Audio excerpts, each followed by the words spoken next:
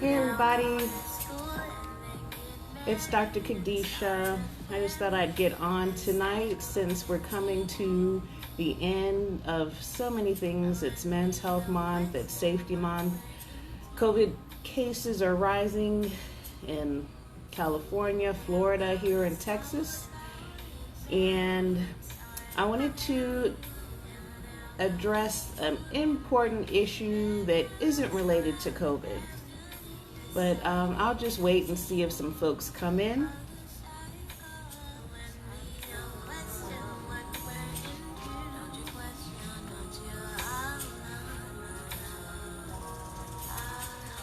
Okay, so who is that?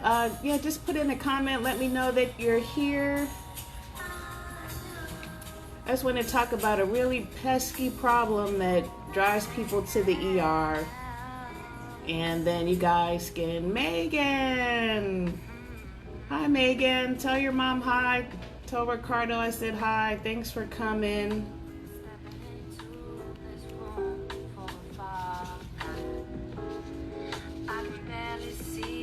Yes, definitely say something. Thanks, guys, for coming in. Thanks for coming in. Yeah, definitely say hello. Let me tap this to see. I can bring the comments up. Okay. Hey, Fitzgerald. Hey, Doreen. Oh.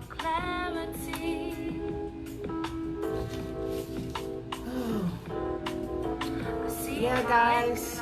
Just tell me what's on your mind tonight. I wanted to talk about when the cough isn't COVID, because usually it's not. Hey, Dr. Dietrich, thanks for coming on. Hey, Dr. Dietrich is America's relaxation doctor. I finally started your coloring book. So, yeah, I just wanted to talk about the fact that I might sound blasphemous right now, but yeah, just before I get started, and for those who watch this and they don't know who I am Dr. Kadisha. I'm your board certified emergency medicine physician and author of the best-selling book, Help Us Help You in the Emergency Room. It helps people avoid frustration by getting you prepared and educated about what the ER does, why we do what we do, so that you're not so frustrated and you can avoid miscommunication and unnecessary delays and maybe even an inflated bill. Okay, guys, so yes, everyone's talking about COVID, but still most of us do not have COVID. And there are a few, I want to talk about maybe the top 4 reasons why you might have that cough, even though your COVID test came back negative. Okay, so yeah, I know it's pretty late. I'm not at the ER for a change, and so I'm dressed kind of casually, and sporting my 3 stars, 2 stripes t-shirt. If you don't know what this is, you should know what this is. This is the flag of your nation's capital. I am a DC girl, DC proper. Okay, I spent a lot of time growing up in Maryland, but I was born in Washington Hospital Center. Okay, never lived in Virginia, born and raised in DC for the most part. So this is your flag. This is the flag of your nation's capital, okay? So anyway, so I've called you, I've given you your COVID results, and they are negative. And it's actually funny because people will actually be irritated when the results are negative. It's almost easier to tell you guys that you have something than it is to tell you that the tests are negative. And why is that? Put that in the comments. Why is that? So when it's negative, you're like, oh, well, shoot, then, well, what is it? What do I have then? You're like, folks will be irritated. And so I'm going to talk about 4 common reasons why you might have a cough and it ain't COVID. Okay, hi Jean. Thanks for joining me today. Thank you. So you guys, please hit share, please hit share, please hit share, hit like and share, because I'm sure you know somebody who has a nagging cough, an annoying cough that goes on for weeks and weeks and weeks, and they think they have COVID. You know, they're scaring everybody, they're scaring themselves, and maybe they finally got tested and they realized that it's negative. So what could it possibly be? Number one is postnasal drip. Our nose does more than just smell. Okay, it helps with our sense of taste also, and it helps to clean the air as we inhale it, and it goes down the throat into our lungs, right? And sometimes though it can get irritated. Our noses are very sensitive, and viruses, allergies, dust particles, airborne particles, it can all irritate the mucous membranes in the nose, right? And in response to that, those mucous membranes in the nose, they make what? More mucus.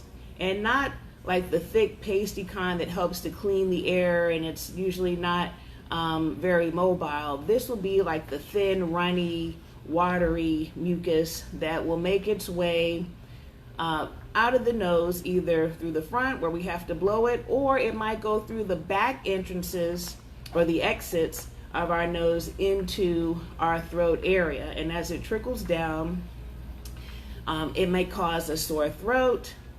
It might, and then it might tickle the nerves that innervate our throat area, the area between the nose and the throat, and it triggers a cough. And sometimes that postnasal drip will linger after a viral infection. Okay, I'm just trying to make sure, see if you guys have any comments there. Okay, so that's why you might have that cough. So that's the number one reason why. So allergies, dust, air pollutants, irritants, things like that can cause a lingering cough that may, just go on and go on, and you don't know what it is. I had a coworker who had a very painful sounding cough for months, and it took her seeing, I think she saw an ENT, an ear, nose, and throat specialist, and they just prescribed her Flonase, and she was all better. It was just rhinitis, which is irritation of the nose. Rhine is nose, like rhinoceros is nose. Itis is inflammation. Okay, so that's number one, postnasal drip. And the best way to find out if a chronic cough is due to postnasal drip is to just try a trial of treatment with a decongestant or antihistamine.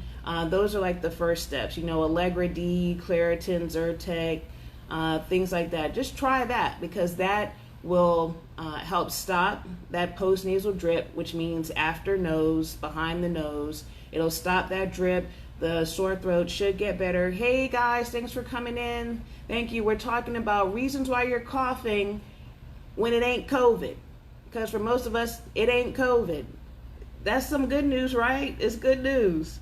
So if it's postnasal drip, the number one common cause of a chronic cough when it ain't COVID, when, before the pandemic, if you had a lingering cough, most likely it was some postnasal drip, especially if it's during allergy season.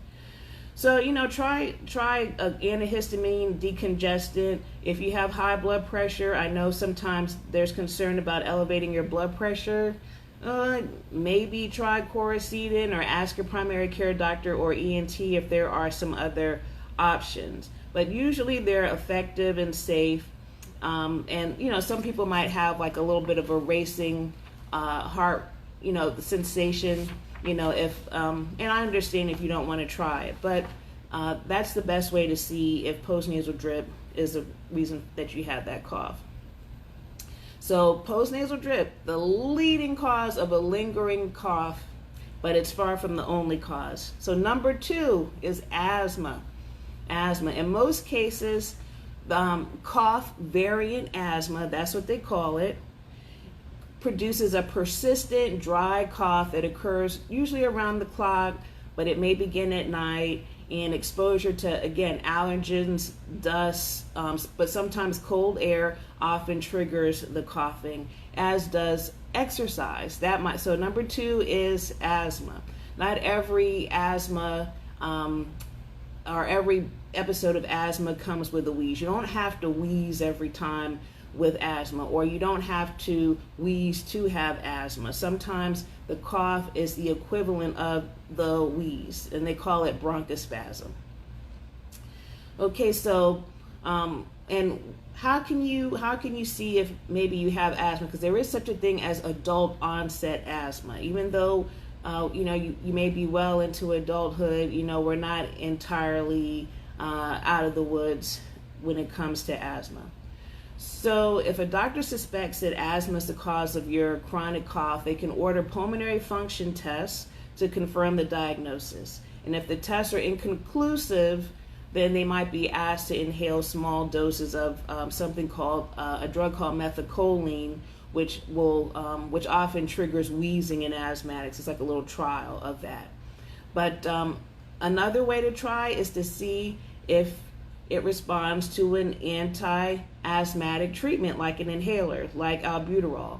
Doctors often suggest a bronchodilator, like I said, albuterol. Other names are Proventil, Ventolin, and it's short-acting, so it's not like it stays in your system forever. And it's just a trial to see if you get better in response to a bronchodilator. Okay, so and then in addition to that, your doctor might prescribe an inhaled corticosteroid, otherwise known as fluticasone or Flovent, or triamcinolone, aka Asthmacort, or budesonide, which is called Pulmicort. So they might prescribe you albuterol, which is the generic name for the Proventil and Ventolin, and inhaled steroid like those things, Pulmicort, Flovent, Asthmacort. So number 2 is cough variant asthma as a possible cause of your chronic cough when it ain't COVID. Number 3 is reflux, gastroesophageal reflux disease. That's what GERD stands for, GERD, gastroesophageal reflux disease. And it ain't acid reflux, it's reflux, REFLUX, not reflex. I guess they don't gotta say reflex. So, and some people are actually shocked to learn that GERD can cause coughing without heartburn. You don't have to have the sensation of heartburn to have reflux. Thank goodness, because I know that is pretty uncomfortable.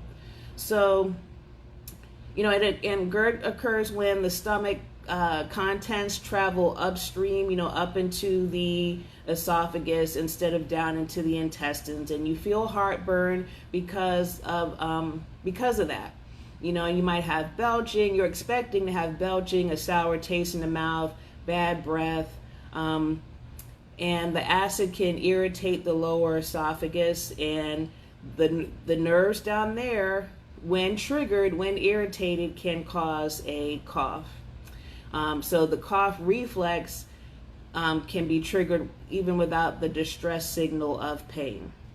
Okay, so how would you figure out if that was the reason?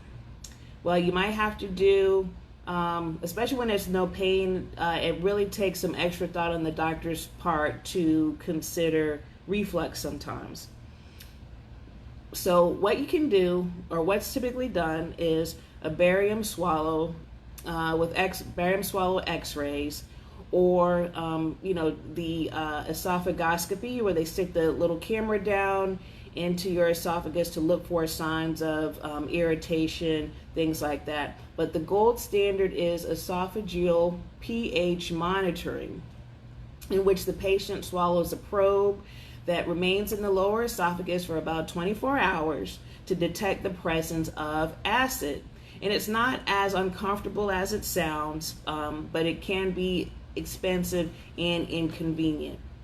So a simpler approach is to try, again, a trial of GERD treatment. Okay, so you can start that on your own. Start with avoiding alcohol and foods that often trigger GERD, including those that contain chocolate, peppermint, caffeine, garlic, onions, citrus fruits, tomato sauce, that gets me, or lots of fat. Eat small meals and never lie down until 2 hours after you've eaten. You can try liquid antacids, particularly at bedtime, and consider elevating the head of your bed or sleeping on a wedge-shaped pillow to keep your stomach's contents flowing in the right direction. Now, if you're constantly coughing still after about a week or so, you can add an over-the-counter acid suppressor. And there's so many like Zantac. Let me see, are we still? No, not Zantac. Scratch Zantac. Zantac has issues. Pepcid, Prilosec, Prevacid. And if you need something stronger, this is another reason why you need a primary care doctor. This is another reason why doctors like Dr. Dietrich are so valuable. So, call your primary care doctor for a stronger version of an anti-acid medication. It might take 3 or 4 weeks of gradually escalating the therapy to control the GERD, but if this program doesn't work, then you're probably coughing for another reason. So, all right, so let's reiterate. So, top 4 reasons for a cough that ain't COVID. All right, number 1 is postnasal drip. Number 2 is asthma. Thanks, Dr. Dietrich. And number 3 is gastroesophageal reflux, not reflex, reflux disease, even though the acid triggers the cough reflex by irritating the lower esophagus. It's reflux. Okay, so that's number 3. Number 4 is chronic bronchitis and something called bronchiectasis. Now, chronic bronchitis is persistent inflammation of the bronchial tubes causing airway narrowing and the production of excess mucus. So those are the little tubes within our lungs. And this usually happens due to tobacco use or long-term exposure to high levels of industrial air pollutants. Now, down here in Houston, we have a lot of plants, and a fair number of people still smoke. And so that could that's very much a problem down here. Bronchiectasis is also a result of chronic inflammation that damages the walls of the bronchial tubes, and in either variant, the inflammation leads to a chronic cough. And the most effective treatment is to avoid smoking, stop smoking, stop smoking, stop smoking, stop smoking. I can't say it enough. Quit smoking and avoid the air pollutants. In addition, your doctor could prescribe, corticosteroid inhaler.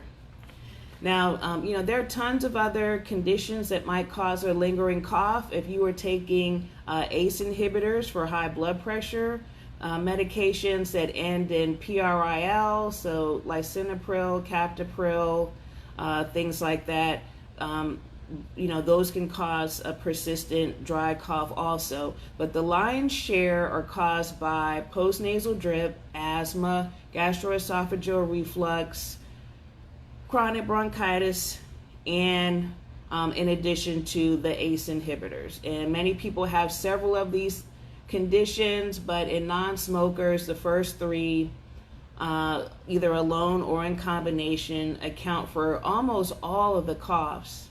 So, and I'll name some more serious causes just to finish up. Okay, so again, common causes of a nagging cough, thank God they're more benign. Again, postnasal drip, asthma, gastroesophageal reflux disease, chronic bronchitis, treatment with ACE inhibitors. Less common causes are airborne environmental irritants, aspiration during swallowing, heart failure, lung infections like pneumonia, or, and COVID falls in there, pertussis, like whooping cough. Make sure that your vaccinations are up to date. Unfortunately, lung cancer, and just other lung diseases, like maybe restrictive lung disease, something called COPD, you might know that, chronic obstructive pulmonary disease, usually due to a long period of smoking, and psychological disorders. Common in smokers, common causes: tobacco smoke itself, lung cancer, and lung infections. So guys, I hope that helped out. So just know, again, even though we're hearing about the thousands and thousands of cases, there are still millions and millions of us who do not have COVID. Most people don't have COVID, but it's still very much a concern. I still strongly advise, like I said on during my interview on KPFT last night, check out the Conscious Mindset Facebook page.